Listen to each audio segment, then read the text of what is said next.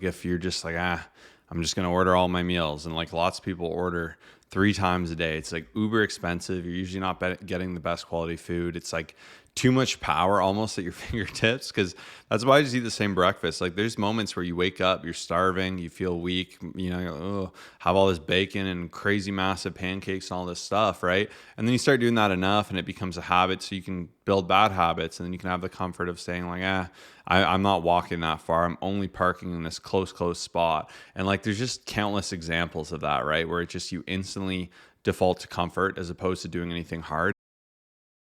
What's going on? Welcome to the Fit, Healthy, and most of all, Happy podcast. I'm your host and coach, Josh, here with his co-host and co-coach, KG, and I'm in the house. And this is Motivation Monday, where we get you fired up, talk about some of our favorite quotes, what's on our minds, what's relevant in the fitness industry, the results of our volleyball last week, as well as answering your questions right out of the mailbag. And we start this episode with our primary question, and this is a really fun one, so I'm really excited to get into it. We're going to share some of our backstory, and that is, what made you want to start a fitness podcast? This is a great question, and it's funny because we actually wanted to do it for quite a bit longer than before we started. I think it was maybe around a year or so. Josh and myself were talking about doing it, and we built up a successful YouTube channel with like 500 plus videos. We got a great audience there and on Instagram, and we realized podcast was going to be the next best thing.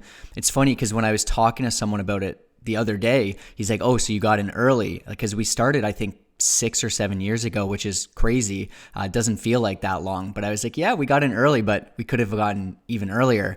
But long story short, the reason we wanted to start the podcast was because of all the misinformation out there. And to this day, like, it stands true. I just feel like there's so much nonsense. And anytime I have a discussion with a friend, a family member, even someone at the gym, whoever it is, I realize there's more and more nonsense going out there. So our main mission, and we've stayed true for, I think, 735 episodes. Like, if you go all the way back, our messaging has stayed the same, is that we believe everyone should be fit. We want everyone to feel their best. We believe it can be easy when you do the right stuff, and just everyone has what it takes. Whereas like all the other information out there, if you look on podcasts, it'll be like keto, the only way to fat loss. There'll be intermittent fasting, the secret to long-term success. Like all this stuff that's promising you this kind of this secret and this way to get it quickly and all this other stuff. And we just wanted to reach out to more people so they can actually see change. And that's what really inspired it. And yeah, that's why we're still doing it to this day, because we know that there's an impact. We know that you guys are learning a lot. We see the changes that are taking place. And I'd say that's really the main thing that encouraged us and pushed us to stay consistent, as well as just trying to help people. Like that's our main mission. And that's why we continue to show up. Yeah, it is funny because we waited way too long to actually start, and we did get in early, and we got in early with YouTube as well. Like the YouTube channel was started in 2013. I distinctly remember because that was the year I started university. I actually started with someone else, and like I'll get into that after too. I guess we'll do the full story here. So we'll even go further back than the podcast. So I actually started YouTube probably in like 2006, 2008, like somewhere super early, like in the OG days of YouTube. And that was because I like skateboarding. I was a skateboarder. I found it so fun, and I'd skateboard all day, every day. And part of skateboarding is you'd film your best tricks, make little montages, and actually upload those to YouTube once YouTube kind of became a thing. Anything you would post on there would naturally do quite well because this was the infancy of YouTube. Like this was super early on, but it was really cool. Like I got a taste of like offering my value, sharing it with people, getting real feedback, learning how to edit, learning how to film, to put clips up. Like these were really cool skills to have, especially with however young I was. Like I was super young, like 12 or whatever. So it's pretty funny, like looking that back. And I know now, obviously, like a lot of younger kids are super talented with filming with iPhones and editing and all these crazy things. But the barrier to entry was way higher then because no one had a YouTube channel. You couldn't film with a phone. Like at the time, I think I had a BlackBerry or something, if I even had a phone. So I had to buy like a set video camera to go out and film, and then from there I'd edit. And I used I can't even remember. It was like it wasn't even Final Cut Pro, which everyone kind of used. Was it iMovie? No, not iMovie. It was a Sony editor, but it is super old. Maybe I'll find it after, but I had to learn that, and it was really difficult to use. Like, it was less intuitive than they are now. So it was really funny learning all that, putting it together. And a big part of skateboarding is you'd make a video and you'd make a sponsor me video because you'd want to get a bunch of free stuff. Very similar to what people do now with fitness, with wanting to upload, pictures of them looking good, getting following, and then getting attention. So I did that. So there's a video out there, Josh Wilkinson sponsored me from when I was a kid, and I ended up getting sponsored from it. I got like one or two sponsors. I got a ton of free stuff. I thought it was so cool. I thought I made it, and I had a lot of video, like a lot of fun making these videos and hanging out with my friends and doing these things and doing YouTube. And naturally that kind of faded away and I got more into fitness. And it's funny, actually, the entire reason I have a fitness channel to this day is because I commented on someone else's. There's a video and it was like 16-year-old deadlifts 405 or something, and I'm like, oh wow, that's awesome for them, but like I don't feel like this is impressive. I can do way more. It's a pretty stupid comment in retrospect, but when you just put something out online, you don't think real people see it. And it was on one of the bigger fitness YouTubers at the time, Matt Ogus. Not as big anymore, but someone, like, everyone was responding. They're like, troll, you're the worst, like you could never, like, and I got all this hate mail about it. So then I'm like, okay, whatever. The next day I went and I like deadlifted 475, I think, and I posted a video of it and everyone loved it. Everyone's like, oh, no way, like this is the one time like someone actually delivered through, like so much for them being a troll, like, and everyone loved it. And I got a bunch of followers and subscribers, and then I was kind of like, oh shoot, like I should keep uploading. I should keep doing this. So I uploaded a couple more videos. They're kind of random. It was really early. This YouTube channel had an entirely different name. Can't even fully remember what it was. But that faded out pretty quick. Fast forward even more. I had a friend who just would upload like YouTube music videos to make AdSense. And like at this time, copyright wasn't as intense. So he would just upload like Drake music. He'd have a Drake channel, this, that, the other. And it was working well. And I was like, oh, I'll see if I can do this. And then I realized, I'm like, why am I trying to upload these random YouTube videos? Like, I literally can help people and make cool fitness content and show like how great I am. And it's funny because that's kind of how things started. And that's where it's so different with the podcast. And naturally, keep in mind, I'm 16, 17 at this time. Like, this is like peak where my ego is pretty inflated. I'm starting to feel pretty good. I'm like becoming a man, all these different things. So the early videos on Colossus, when I started it with my other friend, like Zach and this guy Umar, we all just kind of did it for fun. And we posted it, and it was just like my transformation or whatever. It was similar to like a sponsor me video. And then I was like, oh, Kyle's jacked and he used to be really skinny. This video is going to blow up as well. And like my mindset was, I'll post all these videos, I'll get super famous super quick. And naturally that didn't happen. They did okay. Kyle's video did pretty good too. But I did it for the wrong reasons, because I wanted attention. I wanted to blow up. And I was like, whatever. And I think I put it down for like 6 months, a year, or something like that. I'd have to look at the actual timelines on YouTube. But come like when I started university, I was working out. I invited Kyle to work out. I was really starting to like it more and learning and teaching. And I actually taught, like all through my high school, I'd send everyone workout programs. Everyone would follow mine. Everyone would come to the gym. We'd be in like a pack of 8. I remember people used to always say, like when I'd be there with only a couple of people, like, where's the rest of your posse? Because we'd all learn and grow and push each other. And it was so fun. And I got really like addicted to learning everything fitness and experimenting. And even with my fitness journey, like I did a lot of things wrong. Like my initial attempt at fitness was just doing chin-ups and push-ups at home. Then I started doing P90X and like a ton of sports. Like I was doing water polo, motocross, hockey, skateboarding, like the weirdest assortment of sports. But I was doing that while trying to do this fitness, trying to bulk up. And it was like such a mess, right? But then I started really just learning and appreciating fitness. Other things faded. I learned it more and more. And then around the time with Kyle, we were really trying to get optimal and improve. And I started learning a lot more about how that worked and macros and the effects it can have and helping some people. And with that, like it was cool seeing it switch a bit from like how cool we are and how jacked we are to like teaching. And we started doing more like form videos. We'd go through our entire like workout and explain why we were doing what we were doing and how people could learn. And like that was really cool. And it was kind of weird at first, but we did it for the absolute different reasons, because we did it purely for fun. Like it was just like I had no like objective with it. I'm just like, let's do this, Kyle. If we can help people, great. We got some feedback, and like we kept doing it for fun. And then as we did it for fun more, like, wow, we're good at this. We like doing this and we like teaching. And naturally that snowballed and progressed, and our YouTube came like pretty successful. We met a ton of great people through it. Obviously, as we realized like we could help people, and that's why I started coaching. Is like, to me, I'm like, this isn't hard. I get this. I've been good at helping people. Teaching came naturally. I'm like, I want to be able to help more people, and like personal training just wasn't the way to do that. This was my medium. Like I like doing it online, so that started. But to this question, before I went to the whole backstory, the fitness podcast, the reason I specifically wanted to start a fitness podcast is because there wasn't any I liked to listen to. So there was only one, Lane Norton's, what was it? Physique Science Radio. Physique Science Radio. I think it's long since paused or done, but I liked it, but it was really technical. It's very geared to competitors, coaches, super, super technical. And I thought it was really good. I loved it. They uploaded really infrequently. It was like inconsistent topics, and like it faded out and they stopped doing it. And then there was just like no like casual good podcast that like provided good advice on being fitter, healthier, and then also like being happier, like lifestyle and self-improvement. Cause we like both of those. And where I felt like I went really wrong with my YouTube is I named it Colossus Fitness. Like we literally just searched synonyms of huge because we wanted to be jacked. We were kids, we were bulking, we were putting on muscle, we were living that dream, right? And then naturally, like as my relationship with fitness involved, and I had the opportunity to not only help guys who want to get jacked, to help people who want to lose fat. I was able to help women who wanted to lose fat, gain muscle, like all different types of people. So I even said to Com, like, it can't be the Colossus podcast, and that's why it doesn't exist. I'm like, we have to name it something we believe in. And we both agreed, like, we want to be fitter, healthier, happier. And like what really fulfills us is helping other people be fitter, healthier, and happier.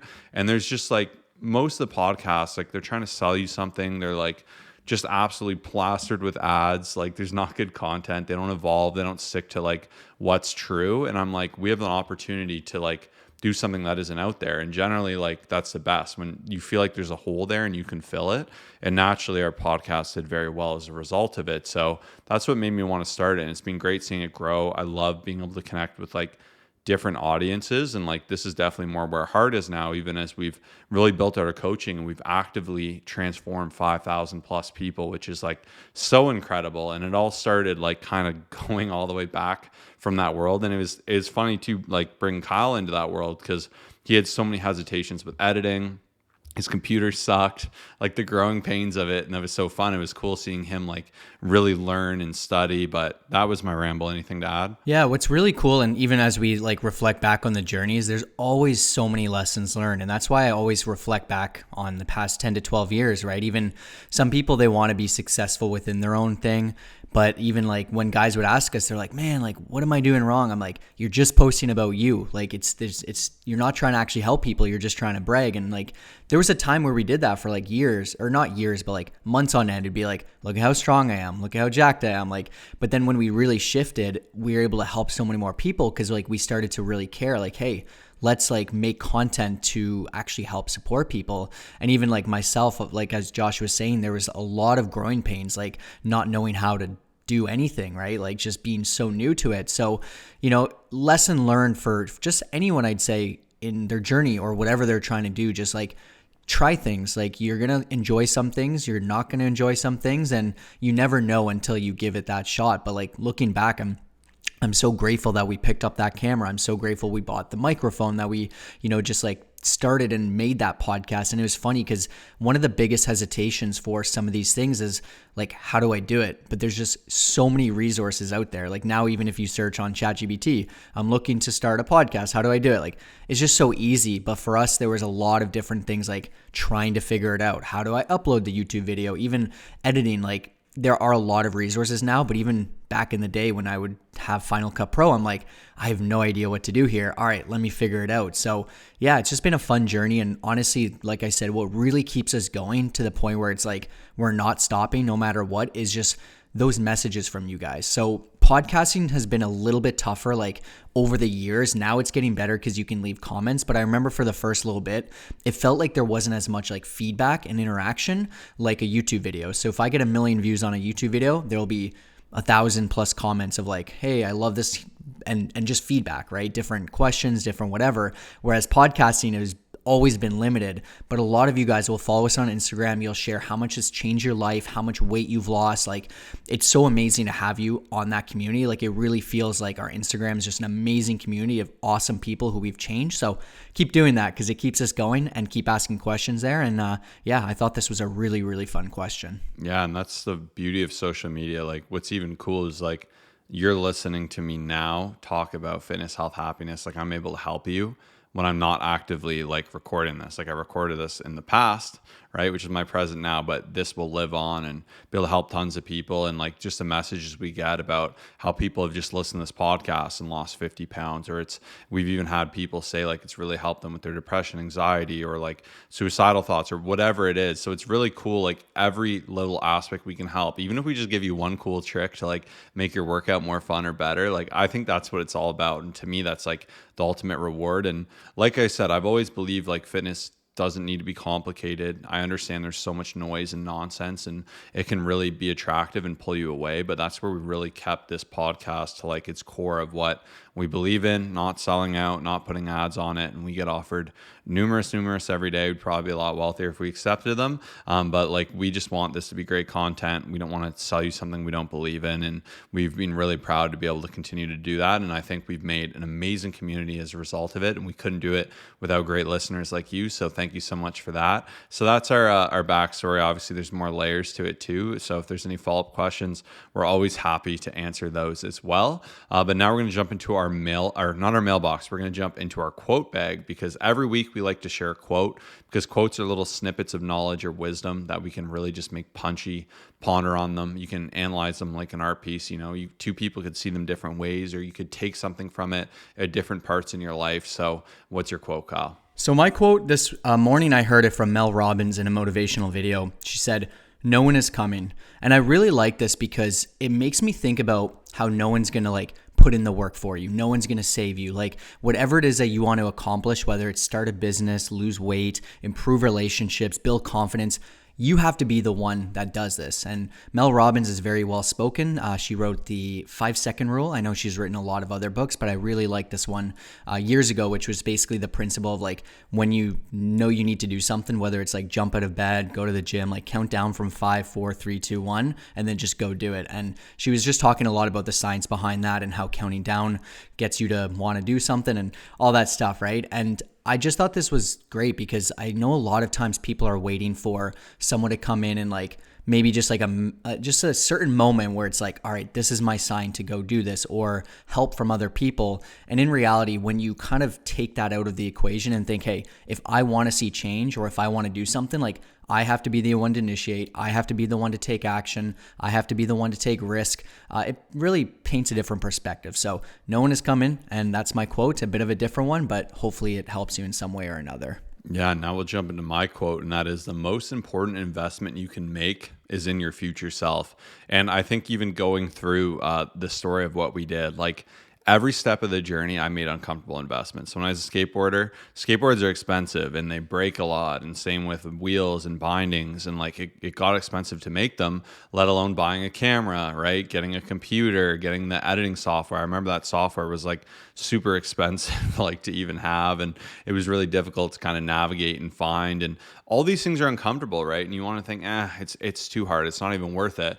And like, I think back, like if I had that mindset way back when, none of this would exist. All of these people that have been able to be helped would have never been helped, right? So these investments in yourself pay so much. And like every time I've worked hard to learn more about filming, to learn about editing, to learn about training, we've done tons and tons of courses and certifications to help us level up and improve. We've done a lot of self-research, a lot of experiments. We've done physique competitions, powerlifting meets.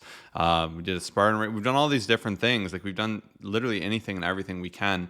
And it's always required an investment in ourselves. And we've invested in mentors and coaches. And I think it's just so easy to think about investing in yourself last. Like people will be so quick to invest in like buying new clothes or furniture, like a lot of stuff they don't need, or investing in a new iPhone or whatever it is, like when they literally will never invest in themselves. So it'll be like, I don't want to eat at that healthy place. It's too expensive. Like McDonald's is half the price. Like you're actively hurting yourself with that mindset. Or people that will spend tons of money on drinks at night, but they won't pay for a healthy dinner, or good groceries or whatever it is. So to me, like any investment in myself is always worth it. Like I have no budget cap for investing in myself with books. Like books have been so phenomenal for that, for me, for that. Same with food. As long as I eat it and it's good quality food, I like to buy like the best food I can within reason. I'm not just ridiculous for the sake of being ridiculous, but I always try to get really good produce, good quality meat, all that great stuff, right? There's no need to cut corners there, in my opinion. And most importantly, just investing in different skills. And especially if you are someone who has like a lull in an area of your life. Like if right now you're listening to this because you said enough's enough, I got to change my fitness, I need to improve. Like that's freaking amazing. But you actually need to go ahead and do it. And if you know you have that gap in your game, you have the opportunity to get guaranteed success. And like we've done this for 5,000 people here for a reason. Like if you're struggling, you really don't need to be. Like there's no pride in the I'm going to do it myself, I'm going to figure it out for free. Like once again, if you can and you actually implement it and you can say for the last few months and currently you're seeing the trajectory you want to see, you're seeing improvement, you're learning, you're studying, you're spending that time you need to do. Like when I started with fitness, I literally would get home from school, do all my P90X, do my sports, go to another sport, and then usually I'd watch fitness YouTube videos or just research literally till like 10 p.m. at night. And I did that for like 2 years, literally to like get a base level of info. And I still feel like I knew so much wrong. And that's why when people say like, what's your biggest regret? Like I wish I just forked out every cent I had and got like the best coach I could have. Because if I did that, I'd be years ahead. I would have saved so much time. I would have avoided so much nonsense. Like it's actually crazy in hindsight how much more obvious it would be. And that's what I love when people come into our coaching program and they work with us one-on-one and they're like, oh my gosh, my workout sucked. Like this workout killed me. This is crazy. And it took half the time. Like I didn't realize how wrong I was doing it. Or it's like, I can have my favorite foods. I can have pizza and ice cream and like have it guilt-free and still lose fat. Like I wish I knew this. Like this is way more doable. Or I can still go on vacation, enjoy myself and still lose fat, still be on track. Like it's a lot easier than you think. It's just doing the right systems and really having the right understandings and avoiding those distractions that are pulling your attention, your focus, and really just causing you to stumble in those key areas that will actually cause you to make progress. And that's what I'm able to understand as your coach, right? I'm able to look at it non-objectively, not emotionally. I'm able to tell you like what you need to fix, what you're not doing too bad on, and really steer you in the right direction, because ultimately that's what matters more than anything. Like being on a direct path as opposed from taking all these crazy turns and mistakes and falling back. There's no need for that. So if you want to learn more about what we do with coaching, like no pressure, you can just look through it. I highly recommend checking out our first website, our first link in the description of this episode, colossfitness.com. That is our website. We share some transformations there. We share more about what online coaching is, how it works for anyone around the world in any circumstance. And then once again, if you're ready to take that leap and you want your guaranteed progress, you can send an application there. Let us know you're serious. And from there, we'll do all the hard work and we'll get you beach ready, losing that fat, gaining that muscle. It's funny because as I reflect back, like today's been a little bit of reflecting, going back to like the start of the podcast and YouTube. I look back to all of the investments I've made and I'm like, I regret none of them. Like dead serious. Even if I didn't get something from it that like I thought I would, or like learn the hard way, it kind of taught me something at the same time. Like there's just been so many times where I invested, even like the laptop, like Josh used the example, like when we first started, I remember just being like, dude, I already have a laptop and it was slow, it was breaking down. Like every investment has been uncomfortable. Like, don't get me wrong, like to go out of my way to be like, hey, we're going to spend money, we're going to level up here, we're going to do this next thing, we're going to hire this mentor. It's not like an easy decision. Like there's a bit of uncomfort, right? But I always know that that's a good sign. Like when I feel like, oh, man, I could do it myself, I could save some money here, I'm like, I know I need to do this. And I just want to talk about that because there have been so many times we've like bought courses, we got certifications, we like just bought that domain name for a website. Like a lot of what we've accomplished, and most of it has just been like investments, books, courses, mentors, all that stuff. And I see so many people who say they want to see change, like let's say in fitness, and their statements don't reflect that. There's fast food here, there's DoorDash here, there's, a spa here and nails here, and there's just nothing going into their actual journey, and they're wondering, why am I not seeing change? So take a look in the mirror. It's a bit of a harsh truth, but I do believe this is something we need to be reminded of. So just wanted to add that on.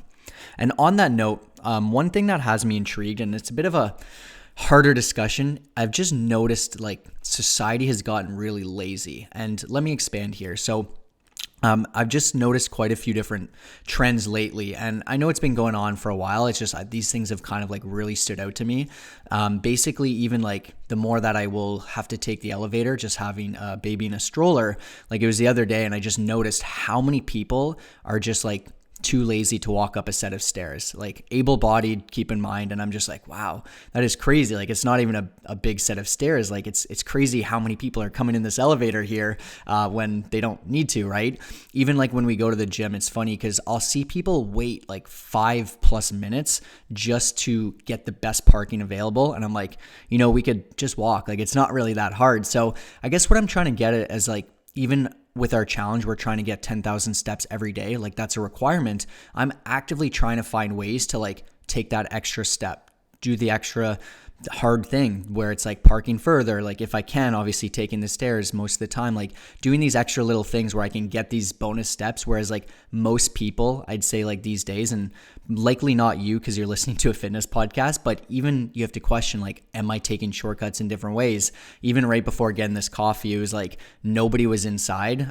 So I just parked my car to go in and get it. And then like the drive-through was just like so loaded up. It would have taken me like 20 extra minutes. I'm like, all right, sweet. I just won here. I got in my car, had to park and whatnot. But yeah, just like a random thought, like just even with DoorDash, with all these specific like AI type things, I know people like are barely working. It's like, let me just plug everything in and just take the easy route. It's like, try to do the uncomfortable thing. Like try to do the things where work is actually required. And I just feel like with like same day delivery and just all this quick fix stuff, like these days is just everything's just lazy. So I just want to pop off there, try not to make this mistake. And it's something that's been on the top of my head.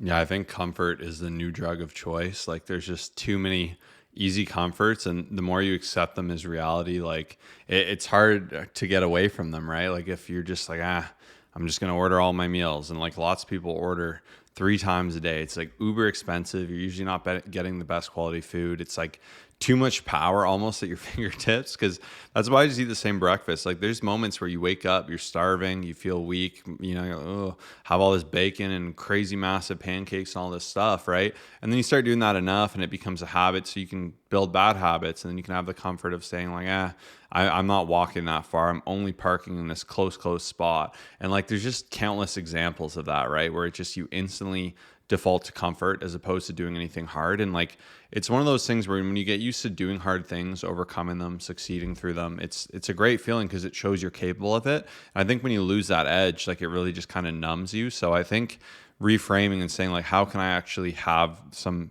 challenge, and overcoming challenge is one of the most fun things you can do, and ultimately doing things that are building you up, and really just saying like, am I just being lazy for the sake of being lazy? Obviously being smart as well and finding time to relax, all that great stuff. But I think that was very well said. And I guess as we get into my thoughts for this week, so my definite thing that I'm most excited about is we've started our fall shred challenge. It's our biggest shred challenge ever. It was awesome to see a couple of you come in for this challenge and join us in our coaching community and doing it. And that's where our challenges are different, where we only do them with our coaching community, because I just don't believe we can make a challenge, make it like $47, so anyone and everyone can join, give you some criteria, give you a couple fun workouts, and like just get a ton of people doing that from the podcast. Like I'm sure even now you're like, ooh, I would do that. That sounds good. But it's like, it's not going to fix anything for you. And that's where like we just refuse to do that, because you're just going to get it. You're not going to take it serious. You're going to do it for a couple days. Like it's not going to produce real change. And that's where like with our coaching, like we get in there with your schedule. We know like you have 3 kids, you only have this much time. How can we best utilize it? How can we still hit this criteria through your schedule and with work and all these different things? Like that's where you really need to get in there and really have that accountability as well as that one-on-one support to actually see it through. Because at the end of this 30 days, like you're going to see insane transformations. Like you will be blown away. And not only will their body be transformed, their minds will be transformed as well, because they're going to learn how to push themselves and really just excel in areas where previously they may have like faltered or given up or sold themselves short or quit on themselves. And like that's what it's all about. And even past that, we're going to help transition them out in our coaching and towards more sustainability, towards their next goal, and to really embrace like fitness and health as a lifestyle that it is.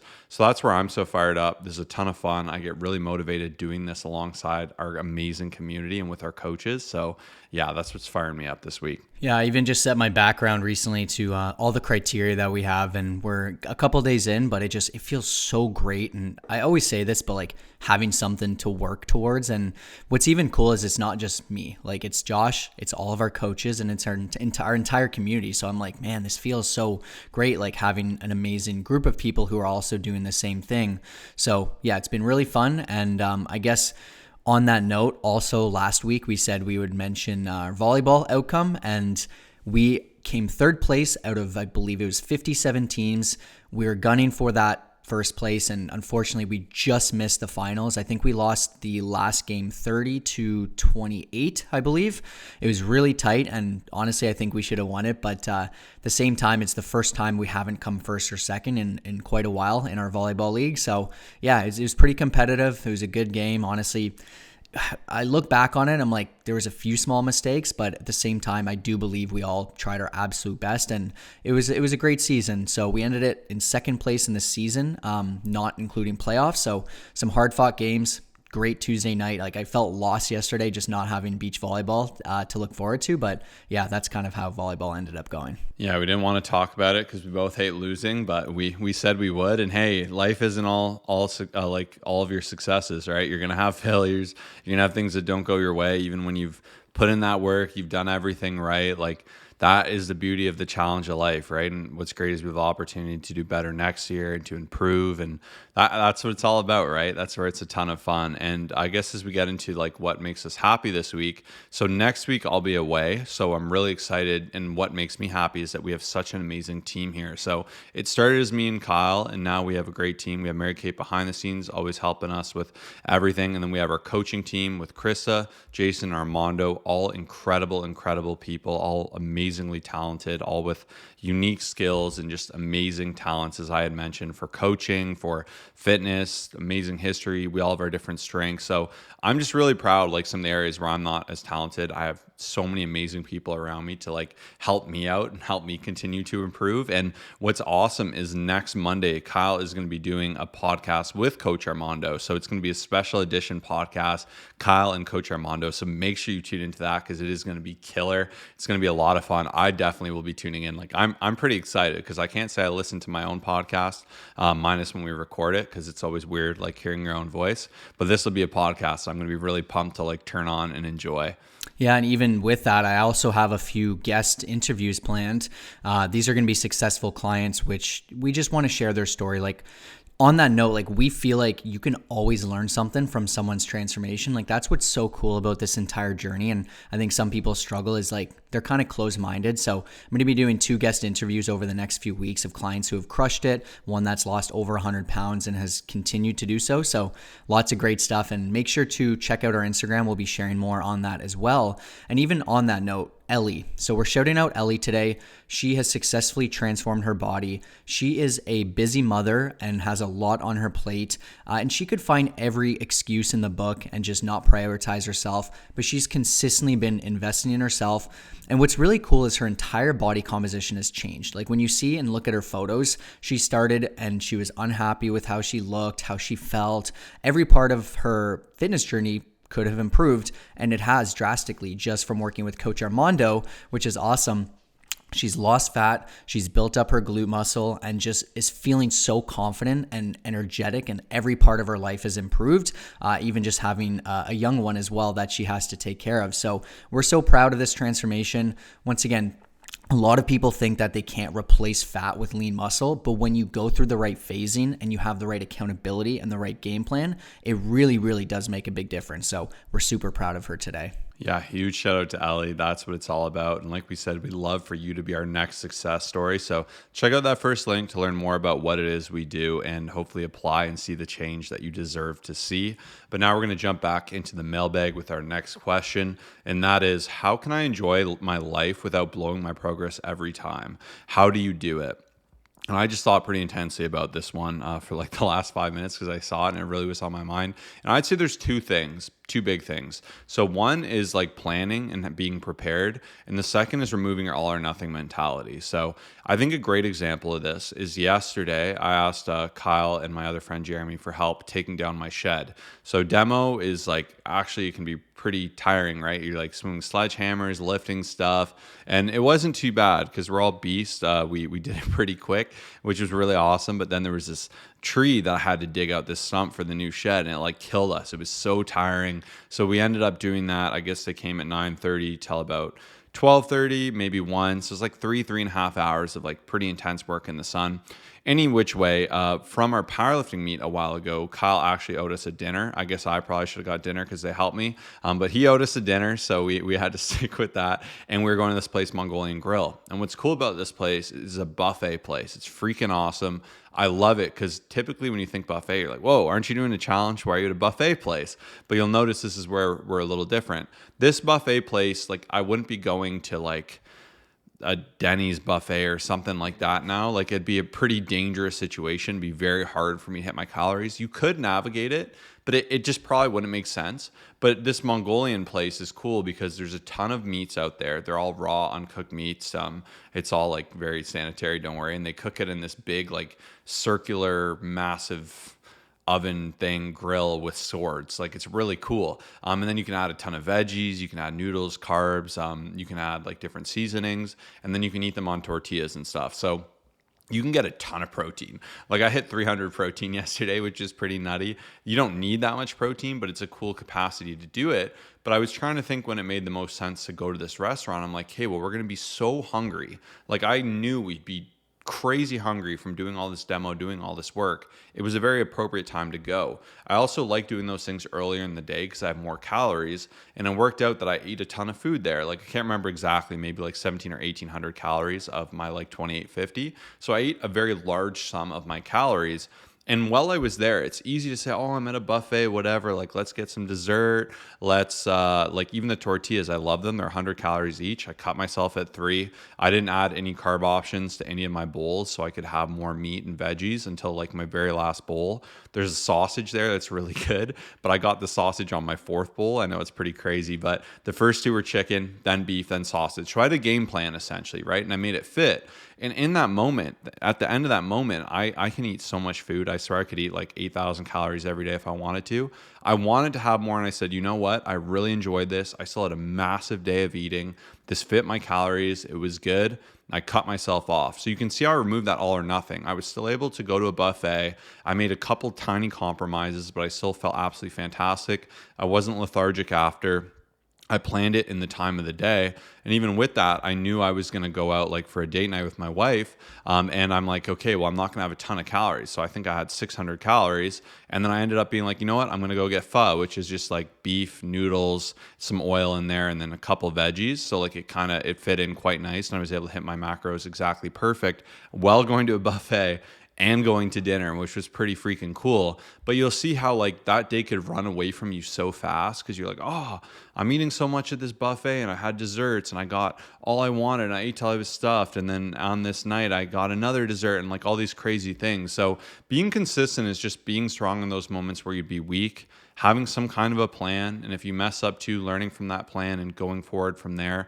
I work on this with my clients all the time. Like if they're going out to a party, it's like, okay, like what do you want to do here? Like you want to eat these like random chips and food that's around. You want to have a couple drinks. Like you can kind of plan it out and you can have control. And when you feel in control, it's such a nice feeling. It makes it way easier to be consistent. Like when you know when you're going to the gym, what you're doing, how you're navigating trips, how you're navigating dinners. Like, so it's just really about having that balance and that understanding. And like, it's just one of those things you work on it over time. Like, it's not to say you won't mess up or have bad days, but it's like, can you learn from them? Can you improve? And like, I've gone to this place a couple times, so you can see I had a good strategy. And like, of course I'm doing the challenge, so it's really easy for me because I'm like, I got to lock in for this.